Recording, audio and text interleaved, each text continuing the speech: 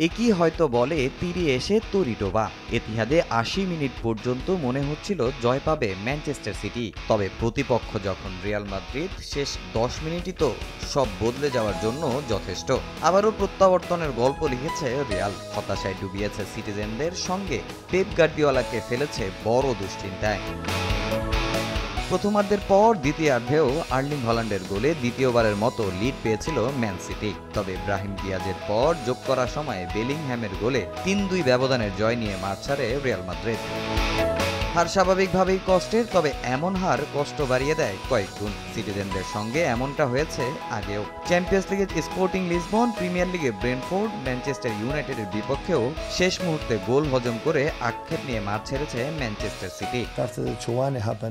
আমরা নিজেরাই সুযোগ হারিয়েছি। এভাবে এগিয়ে গিয়ে হেরে যাওয়া সত্যিই হতাশাজনক। দুর্ভাগ্যবশত এটা প্রথমবার নয়। এর আগে চ্যাম্পিয়ন্স লিগ কিংবা প্রিমিয়ার লিগেও আমাদের সঙ্গে এমন অনেকবার হয়েছে। এর জন্য আমি কাউকে দোষ দিচ্ছি না, আমি নিজেই এর জন্য দায়ী। আশা করছি পরের লেগে আবার ঘুরে দাঁড়াবো। যদিও ম্যাচে একাধিক সুযোগ মিস করেছে রিয়াল মাদ্রিদ। প্রথম ১৫ মিনিটে ভিনি, এমবাপ্পে, মেন্দি সুযোগ পেয়েও বল জালে জড়াতে পারেননি। এরপরও আরও বেশ কয়েকটি সুযোগ হাতছাড়া করে লস ব্লাঙ্কোস। যদিও শেষ পর্যন্ত পেয়েছে স্বস্তির জয়। তবে মাদ্রিদ বসের মতে ফিরতি লেগে মাঠে নামার আগে প্রস্তুতি নিতে হবে আরও অনেক বেশি।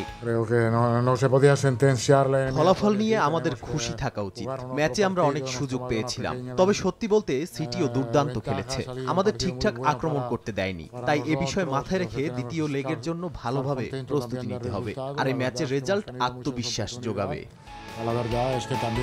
সান্তিয়াগো বার্নাবুতে আগামী ১৫ই ফেব্রুয়ারি প্লে অফের দ্বিতীয় লেগে মুখোমুখি হবে রিয়াল মাদ্রিদ ও ম্যানচেস্টার সিটি। তামিম হোসেন, সময় সংবাদ।